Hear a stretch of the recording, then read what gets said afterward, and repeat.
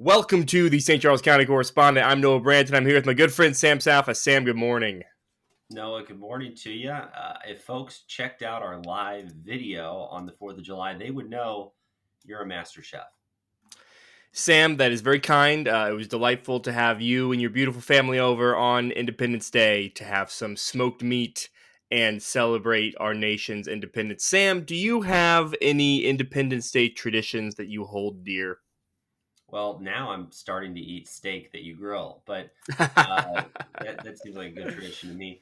The one thing that we do, we try to watch fireworks, obviously, but for the last couple of years, last 6 years, I've participated in or watched a parade of some sort. I've done the Wentzville, the O'Fallon. There's a fun parade down in southern Missouri, the Marshfield Parade. I think you may have even been to the Marshfield. That's a big one. That is a big one. As a matter of fact, one of the Bushes, the first George W. Bush, when he was running for president, walked in that parade. So it's quite one of the largest parades in the country. Storied. It is. It's a historical Yeah. parade. But so Missouri has a lot of history when it comes to festivities surrounding the 4th of July, and I'm happy to participate in those. Do you have any traditions yourself?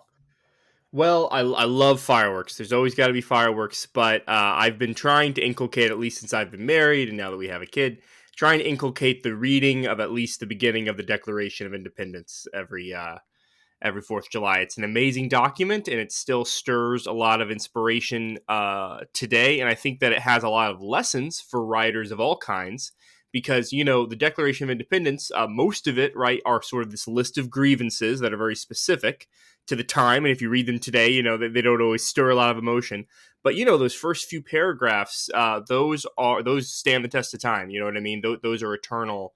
And they were written to be that way. They were written to sort of apply to people in a lot of different situations. And that's why even today, hundreds of years after the words were written, even though we're all in very different situations, they can still stir a lot of patriotism and emotions because they're really a universal declaration of human rights, right? We hold these truths to be self-evident that all men are created equal, endowed by their creator with certain inalienable rights.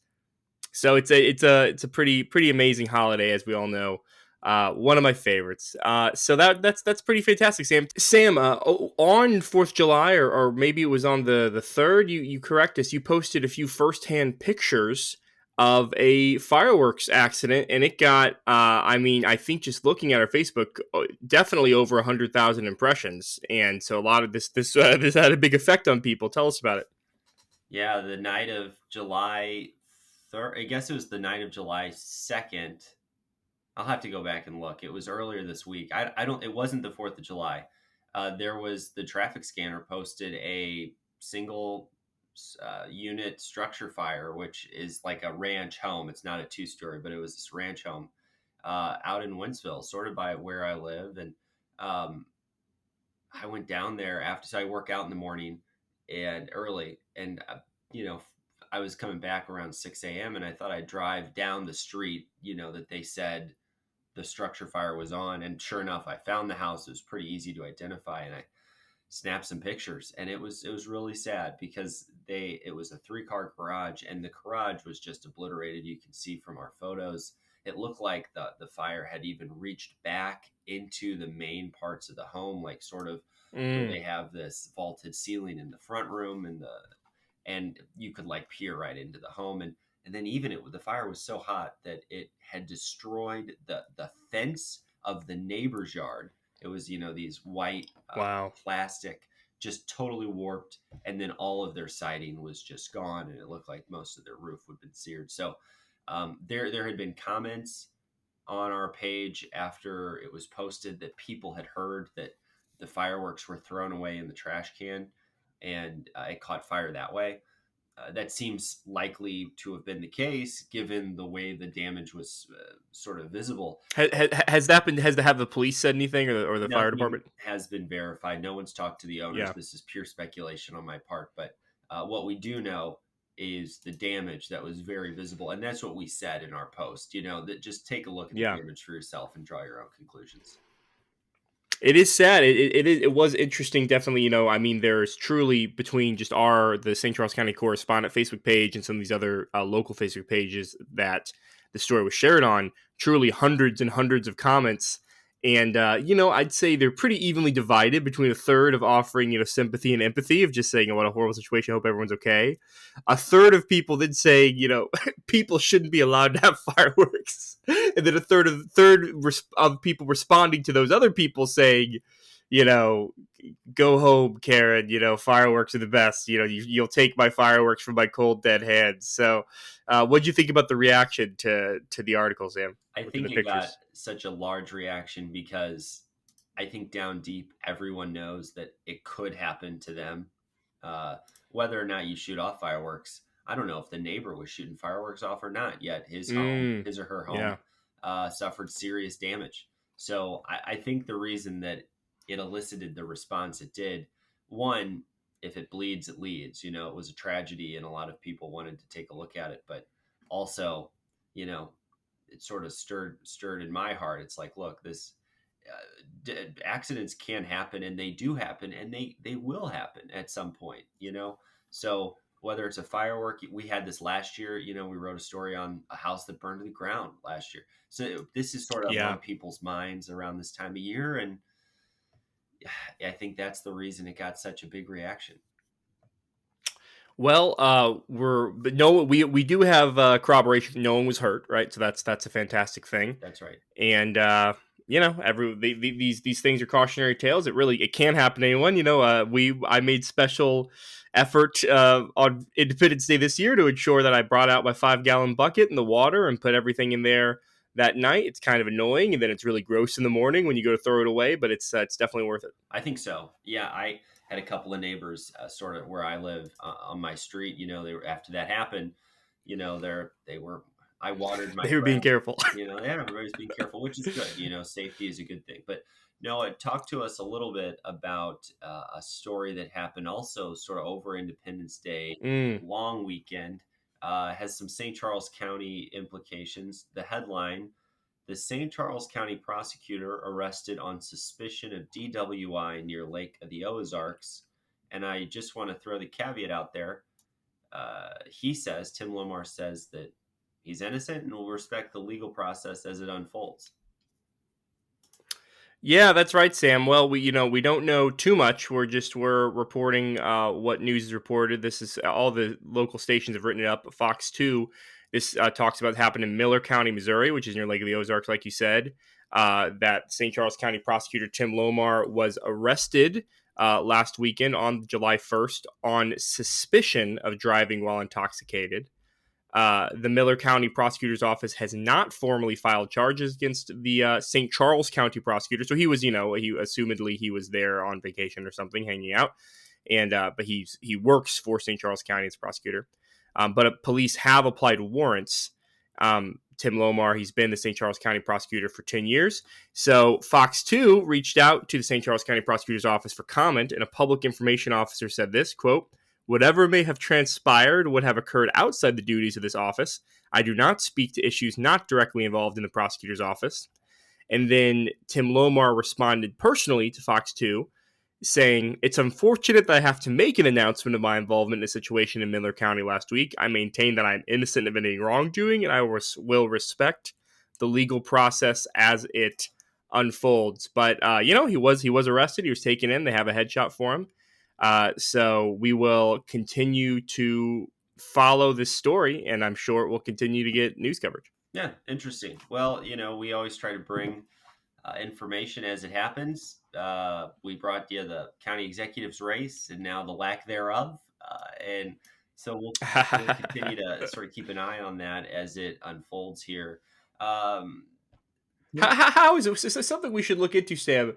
I'm sure there will be a Democrat who runs against County Executive Elman, right? I don't think so. There's not going to be anyone else on the ballot. Is that true? I don't believe so. Yeah, I believe that. Wow. Well, we'll double check that. That is. I mean that you gotta give it to County Executive Elman. What a sign of strength that not only does his main primary challenger drop out, but also he will face an uncontested general election. That's for Missouri's third largest county. That's pretty impressive. Yeah, that is impressive. We'll verify that, of course, but that's my general impression that there is no Democrat filed for county executive. Um, Did you hear about, Sam? Did you hear about this $3.5 million going to a St. Charles County Port Authority projects? I saw the headline, and here's the thing: I don't think St. Charles County has a port. Like, I don't think we have a port on our river. There's a port in Jefferson We County we have a river terminal in the city of St. Charles and at Klondike Park near Augusta. for an actual like the loading and unloading of material. That's good. I mean, we have a port authority. Right. There are 17 port authorities in Missouri, including St. Charles counties, and yeah, the two projects that this $3.5 million of new money are going to fund is to improve the river terminal in the city of St. Charles and to improve the terminal at Klondike Park near Augusta. $2.5 million of the money will be used to extend water, sewer, and electricity to the. Okay, so in Augusta, it's a proposed river terminal at Klondike Park. It doesn't exist yet. Okay. They're pretty much going to build it, including the installation of a debris deflector to protect the dock infrastructure and dredging. $1 million will be used to rehabilitate the river terminal near the Lewis and Clark Boathouse and Museum in the city of St. Charles. These projects were approved by the Port Authority Board of Commissioners on June 9th, and work is going to begin ASAP. So the one down in downtown St. Charles by the Lewis and Clark Boathouse already exists. They're going to spend $1 million to rehab that, and then $2.5 million to build a new terminal in Augusta. That's great news. And I was reading online that we filed to be a port authority in the county not long ago, like 3 years ago. And the reason we did that is the state of Missouri allocates money from the government allocates money to these port authorities in general. And so by not having a port authority and Yeah, being on the river, we were leaving money on the table. And so this is a perfect example of how we're able now to access funds.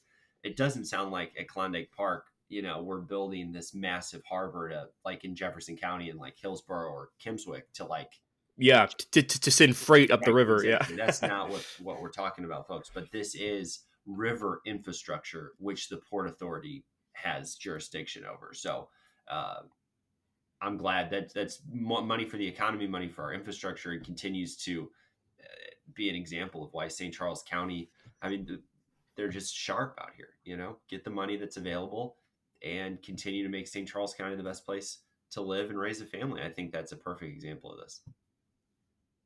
sharp as tax. That's true. That's an interesting story. We definitely there's a lot of interesting water projects going on. That the Darden what's it called, the Darden Greenway just I think opened, it's which called is the more of Blue a Way. I think it's called the the Blue Way. Blue Way. That makes more sense. That makes more Because sense. there is a Greenway, but yeah, I know what you're talking about. Yeah. We've got to we need to go take we need to take a 3 mile float down the Darting Prairie. Yeah, that one definitely seems like, because that one is, yeah, just for people to go hang out on. That one seems like a lot of fun. And I've seen sort of a few reviews from people on social media, and they've all been glowing. So it seems like it's going to be a really good time. Well, Sam, as we wrap up here, we gotta hit your favorite part of the show, which is our weekly smile, where we talk about something in St. Charles County this week that made us smile. What do you got? Well, it's easy for me, I'm grateful. I'm grateful to live in this country. I'm grateful for the health and safety of the folks here in Wentzville.